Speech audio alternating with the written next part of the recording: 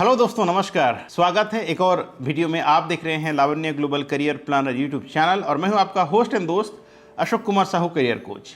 आज हम ऐसे एक देश के बारे में बात करने जा रहे हैं जहां का इकोनॉमी बहुत ही बेहतर है, साथ ही साथ यहाँ नौकरी की कोई कमी नहीं है दोस्तों।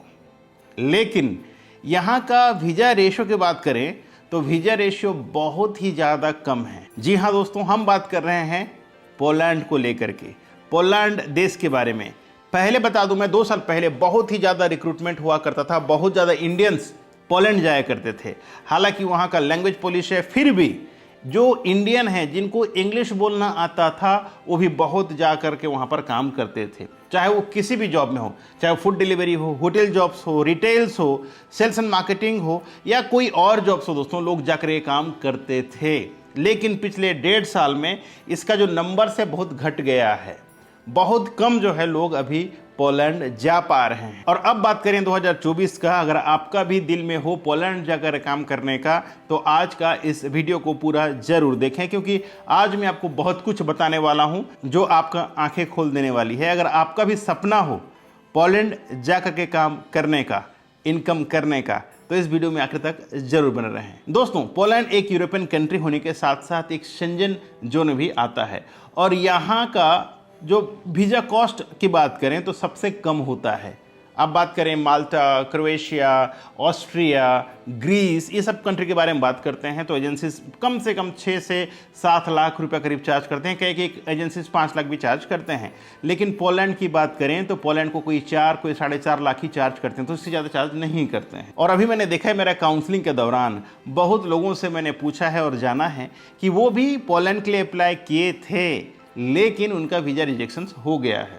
देखिए होता क्या है, मैंने 6 महीना पहले वीडियो बनाया था और ये बोला था कि भाई लोग जो भी पोलैंड जाने का प्लान कर रहे हैं अपना प्लान रद्द कर दीजिए, यानी कैंसिल कर दीजिए काम के लिए। अगर जा रहे हैं तो आप कोई और देश चुनें, पोलैंड के लिए अप्लाई मत करें, क्योंकि पोलैंड में आपको सब कुछ मिल जाएगा। आपको बराबर ऑफर लेटर मिल जाएगा, आपको बराबर वर्क परमिट मिल जाएगा। लेकिन जब बात आती है आपका जो वर्क परमिट को VFS में देने के लिए, तब आपको स्लॉट नहीं मिलता। और पिछले 8-9 महीने में स्लॉट मिल ही नहीं रहा था। लेकिन अचानक फिर से नया एक रेजुलेशन लेके आया गया और कहा गया कि भाई अब आप जब VFS जाते हैं तो आपको लॉटरी सिस्टम किया जाएगा। और ये भी हुआ, दिल्ली VFS में बहुत लॉटरी सिस्टम भी किया गया, ठीक है। उसमें भी 100 में कम से कम 10 या 12 लोगों को लॉटरी में मिलता है। अब ये देखा गया कि भाई 10-12 जो लोग अप्लाई किए हैं वीज़ा के लिए, उसमें सिर्फ 2 को मिल रहा है या 1 को मिल रहा है, यानी कि 100 में सिर्फ 10% लोगों को ही वीज़ा अप्रूवल आ रहा है, यानी वीज़ा मिल रहा है। तो अगर ऐसे जगह आप अप्लाई करते हैं तो क्या आप बेनिफिट में रहेंगे? पहले तो देखिए, यूरोपियन कंट्री का कोई भी कंट्री आप जाते हैं तो आपको 4 से 5 महीने का समय स्पेंड करना होता है। पैसा अलग बात है, पैसा कहीं आप ज़्यादा खर्च करते हैं, कहीं कम खर्च करते हैं, ठीक है, देख कर, लेकिन समय तो बराबर ही लगता है। 4 से 5 महीने का पूरा प्रोसेस समय लगता है। अगर 4-5 महीना प्रोसेस करने के बाद अगर 90% रिजेक्शंस आता है तो सोचिए आपका दिल में क्या बीतेगा, आपका करियर के बारे में क्या होगा, आपका जॉब के बारे में क्या होगा, आपका इनकम का क्या होगा, ये आपको सोचना है। मैं फिर से दोबारा आप सबसे बोलना चाहूँगा, जो भी जॉब सीकर्स अगर पोलैंड जाना चाहता है दोस्तों, तो अभी आपका मन को चेंज कर दीजिए कि किसी और कंट्री के बारे में सोचिए, किसी और कंट्री का रुख कीजिए।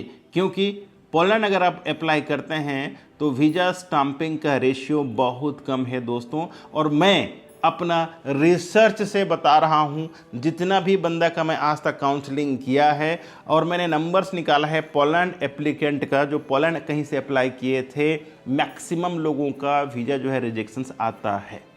मैक्सिमम जो नंबर्स आता है 10 आता है, कभी 9 आता है, कभी 8 आता है, उनका कोई गारंटी नहीं है। और वीज़ा रिजेक्शंस भी एक दिन के बाद हो जाता है। जैसे आज किसी ने VFS ग्लोबल में अपना डॉक्यूमेंट सबमिट किया है और नेक्स्ट डे ईमेल आ जाता है कि आपका पोलैंड जाने का इंटेंशन सही नहीं है। तो इस तरह का कई रीजन्स हैं उसमें, तो वो रीजन्स आ जाता है नेक्स्ट डे ही।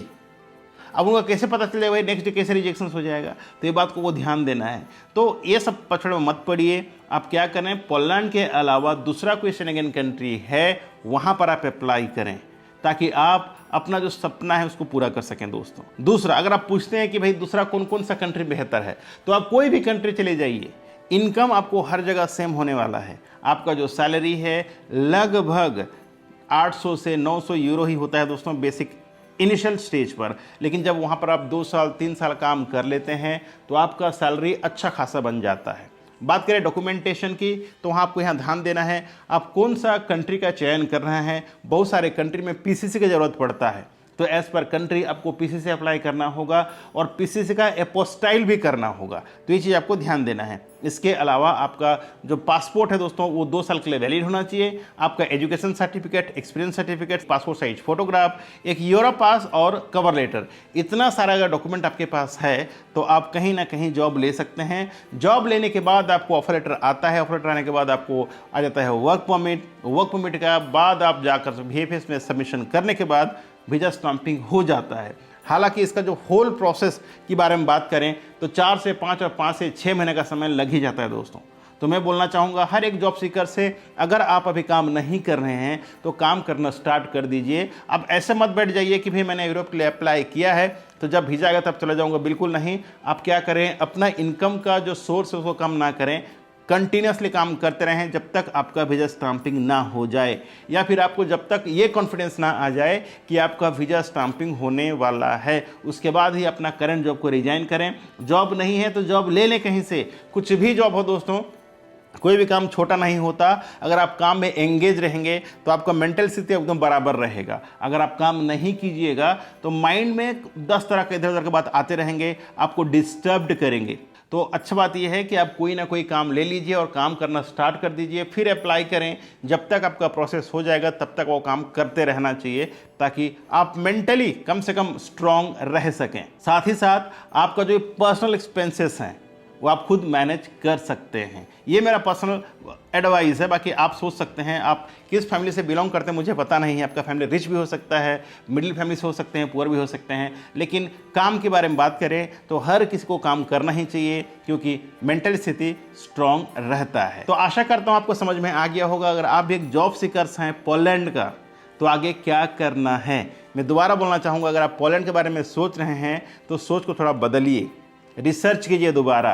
पोलैंड में अभी अप्लाई बिल्कुल मत करें दोस्तों।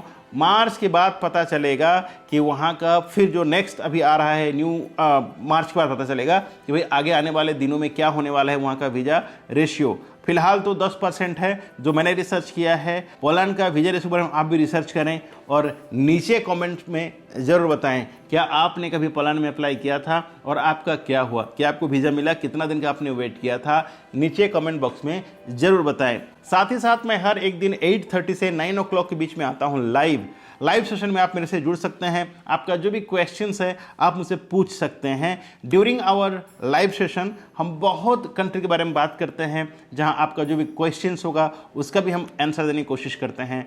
तो हर दिन शार्प 8:30 से 9 बजे के बीच आप हमसे जुड़ सकते हैं डायरेक्टली लाइव। और अगर आप मुझे पर्सनल बात करना चाहते हैं तो ये जो नंबर दिएगा उस नंबर पर कॉल करके आप अपना काउंसलिंग स्लॉट बुक कर सकते हैं। पर काउंसलिंग 45 मिनट्स होता है, जहां पर आप अपने जो भी डाउट्स करियर को लेकर के, जॉब्स को लेकर के, देश को लेकर के वो आप क्लियर कर सकते हैं और आगे अपना आप डिसीजन ले सकते हैं। तो आशा करता हूं आज का वीडियो के माध्यम से आपको बहुत कुछ समझ में आया होगा। अगर आज का हमारा वीडियो आपको अच्छा लगा हो तो वीडियो को लाइक, कमेंट और शेयर जरूर करें। अगर आप पहली बार चैनल पर आए हैं तो चैनल को सब्सक्राइब कर लीजिएगा, साथ ही बेल आइकन को ऑन करके नोटिफिकेशन बटन को ऑन रखें। Thank you so much for watching. मिलते हैं एक और नए वीडियो में नए टॉपिक के साथ। तब तक के लिए आप रखें अपना ख्याल और मुझे दी इजाज़त। Thank you so much. जय हिंद, जय भारत।